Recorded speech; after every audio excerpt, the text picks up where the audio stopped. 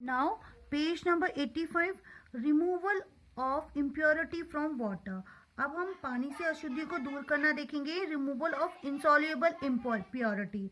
ठीक है, insoluble impurity like sand can be removed by using the following method. निम्नलिखित विधियों का उपयोग करके हम रेत जैसी अघुलनशील जो अशुद्धियों को हटाया जा सकता है। पहला है सेडिमेंटेशंस।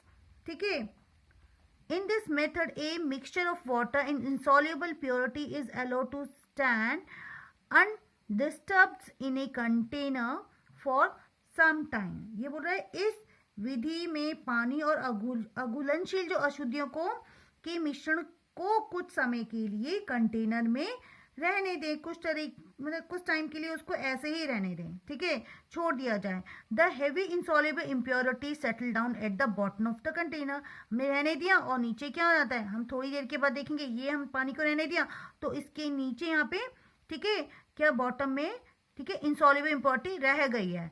ठीक है, this layer of impurity is called sediment. ये हमारा क्या कहलाता है, थोड़े समय के बाद पानी को, गंदे पानी को छोड़ दो तो नीचे अशुद्धियां आपको दिखेंगी, तो वो हमारा क्या बोलेगा, सेडिमेंट हम उसको कहा जाता है। ठीक है, when the impurity settle down, clear water is left above the layer of the impurity.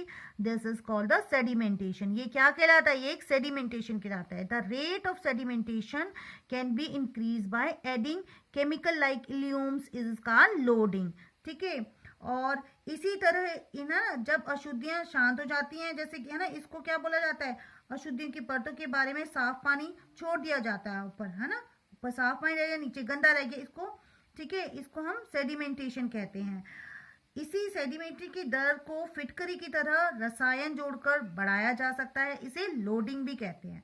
ठीक है, नेक्स्ट हमारा आ जाता है decantation. After sedimentation the clean water is pores gently into A separate container. जो क्लीन वाटर हो जाता है उसको हम सेपरेट कर देते हैं विदाउट डिस्टर्बिंग द सेडिमेंट, बिना हिलाए। ठीक है, ऊपर वाले पानी जो साफ पानी है उसको अलग कर देते, तो ये हमारा प्रोसेस क्या कहलाता है, डिकेंटेशन। फिल्ट्रेशन आ जाता है next. This method is use to separate water from insoluble impurity like mud and sand by using a filter paper। अब ये क्या बोल रहा है, अब ये हमारा, ठीक है, छानने की विधि है। इस विधि का उपयोग अघुलनशील जो अशुद्धियों से पानी को अलग करने के लिए किया जाता है, जैसे कि फिल्टर पेपर का उपयोग करके कीचड़ और रेत को हम कर सकते हैं अलग। ठीक है, to filter a mixture of water and sand a cone of filter paper is made. ठीक है, and keep aside a funnel. The mixture is poured into the funnel. The sand does not pass through the filter paper.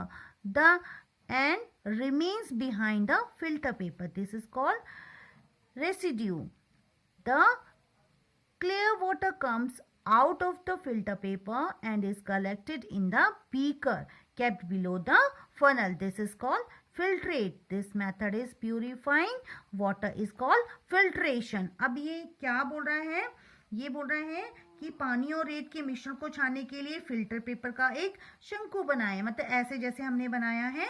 ठीक है, और एक funnel के अंदर रखा जाए। ठीक है, अब क्या है, मिश्रण को फनल में डाला जाए। अब यहाँ से डाला जा रहा है, रेत फिल्टर से नहीं गुजरता है और फिल्टर पेपर के पीछे ही रह जाता है, ऊपर ही रह जाता है। इसे क्या बोला जाता है, इसे ड्यूज कहा जाता है, अवशेष जिसे कहा जाता है। साफ पानी फिल्टर पेपर से निकल जाता है और क्या होता है, और फनल के नीचे रेत है ना, फनल के नीचे क्या रह जाते हैं, बीकर में कुछ इकट्ठा हो जाता है ना, और जो कुछ इकट्ठा हो जाता है इसे छानना कहते हैं। ठीक है, पानी को शुद्ध करने की इस विधि को क्या बोलते हैं, फिल्ट्रेशन कहा जाता है। ठीक है, इसमें कुछ इकट्ठा हो गया है, देखिए आप यहाँ पर भी इकट्ठा हो जाता है, इसमें से फिर दोबारा आ जाता है, इसको हम फिल्ट्रेशन बोलते हैं। Now removal of soluble impurity. अब हम इसको करेंगे, soluble impurity can be remove of the following two method. ये टू मेथड के थ्रू होती है। फर्स्ट आ जाता है हमारा इवेपोरेशन। अब हमारा आता है evaporation. In this method the soluble containing soluble impurity like salt is heated. After some time water gets evaporated and the impurity are left behind. ये बताओ अशुद्धियों को दूर कैसे किया जाता है. इसकी दो विधियां हम बताइए. भाप के द्वारा हम बता रहे हैं. इस विधि में घुलनशील जो अशुद्धियों जैसे नमक को गर्म किया जाता है ना, और कुछ समय बाद पानी क्या हो जाता है, वाष्पित हो जाता है. ठीक है, वाष्प हो जाता है और अशुद्धियां पीछे रह जाती हैं, माने वो छूट जाती हैं. अब हमारा आ जाता है सेकेंड डिस्टिलेशन. हम इसे बोलेंगे. In this process of distillation both impurity and pure water can be obtain. In this process impure water is heated in A flask. On heating, water changes into steam and impurity are left behind in the flask. The steam pass through the condense. Here it cools and changes into pure water again. This pure water is collected in a separate flask.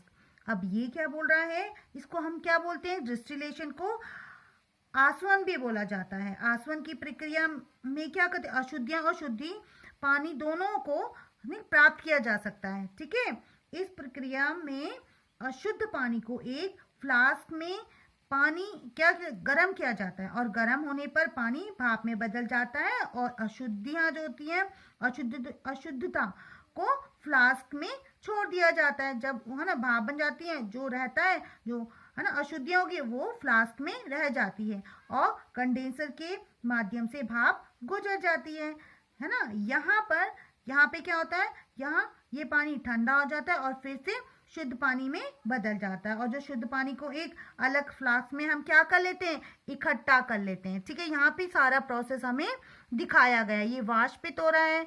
ठीक है, यहाँ से ये जा रहा है. देखिए अब फिर जब ठंडा हो जाता है तो ये प्योर वाटर बन जाता है. ठीक है, ये वाष्प है ना भाप के थ्रू जा रहा है. ठीक है, अब यहाँ सारा प्रोसेस आपको दिखाया गया है. Students, now we will continue in next video.